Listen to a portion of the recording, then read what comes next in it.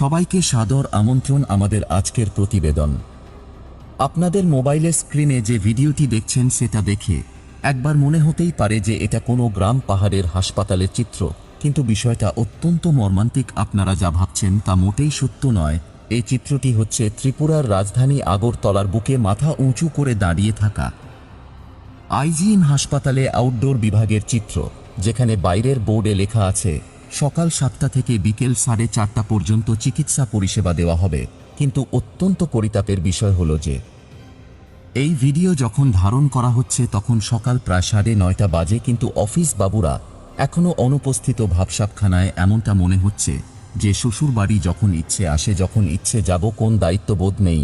আপনি একবার কল্পনা করে দেখুন, রাজধানীর বুকে চিকিৎসা পরিষেবার হাল যদি এরকম হয়, তাহলে রাজ্যের প্রত্যন্ত অঞ্চলগুলোর চিকিৎসা পরিষেবার হাল কতটা ভয়াবহ হতে পারে।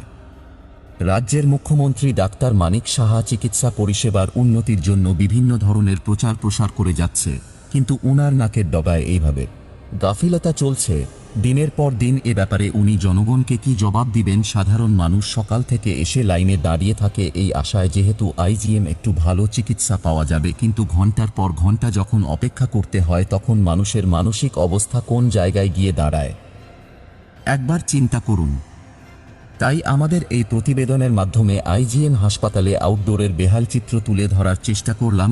সেই সাথে সাধারণ মানুষের পক্ষ থেকে সরকারের কাছে দাবি থাকবে সংশ্লিষ্ট কর্তৃপক্ষকে জবাবদিহি করা হোক, কেন তাদের দায়িত্বে এই অবহেলা।